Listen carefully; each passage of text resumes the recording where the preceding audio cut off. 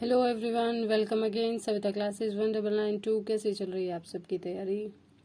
चलिए चेक करते हैं। ये एमसीक्यूज कुछ ऐसे हैं जो कम से कम 10-20 क्वेश्चन, आपको कोई एग्जाम की डेट आई है नहीं आई है, आपको अपनी तैयारी को चेक करने के लिए जरूर से जरूर देखने चाहिए। Hope for the best. जय Shri Shyam. Let's start the video. The rhyming scheme of any two tercets would be. Tercet, tercet है ना, तो राइमिंग स्कीम क्या होगी? A B A, B C B. What is terza rima? Terza rima and stop 3 line stanza, है ना, खत्म करने के लिए 3 लाइन का जो स्टेंजा होता है वो होता है। The first English poet to write terza rima was dash who used it for his complaint to his lady. किसने लिखा था ये टेर्जराइमा को? सबसे पहले किसने यूज किया था? तो जेफरी चौसर ने यूज किया था। और कहाँ पर किया था? Complaint to his lady. Next is Tennyson used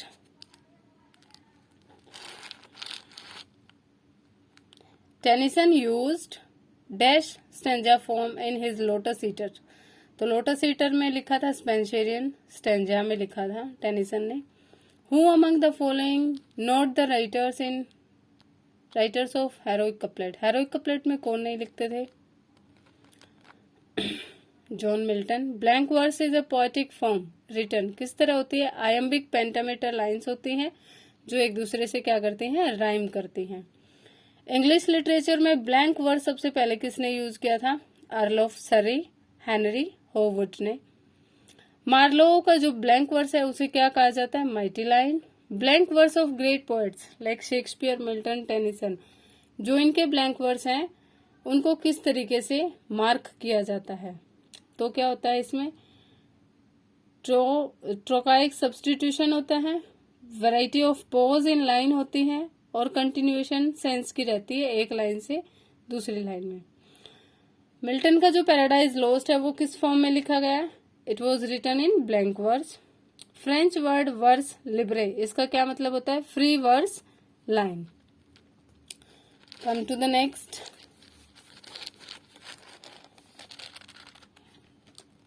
the figure of speech. इस लाइन में क्या फिगर ऑफ स्पीच है? The holy time is quite as a nun simile as like if, ये जहाँ पे यूज होंगे वहां पे सिमिल होगा। सिमिली भी इसको बोलते हैं। The sea that bares her bosom to the moon, इसमें क्या है? पर्सोनिफिकेशन। सी को क्या है? लिविंग दिखाया गया है। The figure of speech in which we ascribe intelligence and personality to inanimate things. आगे यही क्वेश्चन कि इन एनिमेट, जो जिनमें जीवन नहीं है उनको हम एनिमेट करके दिखाते हैं, पर्सोनिफिकेशन होता है। नेक्स्ट भी इसी का क्वेश्चन है कि फिगर ऑफ स्पीच कौन सा है? O world, O life, O time, O Julius Caesar, thou art mighty yet. तो हर जगह आप देख रहे हो ये मार्क्स ऑफ एक्सक्लेमेशन, अपोस्ट्रोफी है, तो ये कौन सा फिगर ऑफ स्पीच है? अपोस्ट्रोफी। नेक्स्ट भी यही पता करना है। Even this last night and now might more I lay and I could win the sleep by and stealth, यहाँ भी आप पहचान कर सकते हैं, इट इज अपोस्ट्रोफी। कौन अप्रिशिएट करता है वर्ड्सवर्थ की पोएम माइकल को इन शब्दों में, यानी कौन कहता है उसके बारे में ऐसा? सॉरी।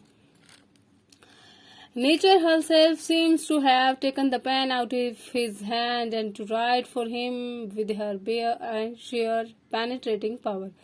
कि ऐसा प्रतीत होता है प्रकृति ने अपने आप से ही पेन उसके हाथ से ले लिया और उसके लिए लिखने लगी अपने बिल्कुल नेचुरल चीजों को। अब प्रकृति लिखेगी तो नेचुरल तो होगा ही, ऑब्वियस है ना।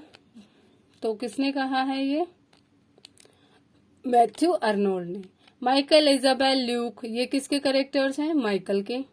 किसकी पोएम है ये? वर्ड्सवर्थ की। The poem Michael is set in, कहाँ पर है? सेट लोकेशन क्या है? Green Head Ghyll Grasmere valley में। कौन सी पोएम वर्ड्सवर्थ की लूसी पोएम्स में नहीं है? इवन यद्यपि ये एक ऐसी पोएम है जहां में एक कैरेक्टर का नाम है लूसी, तो लूसी ग्रे जो पोएम है वो लूसी पोएम्स के कलेक्शन में से नहीं है। तैयारी करते रहिए, चैनल से जुड़े रहिए। इसी तरह के और भी ज्यादा एमसीक्यूज देखने के लिए चैनल को सब्सक्राइब करें। Thank you.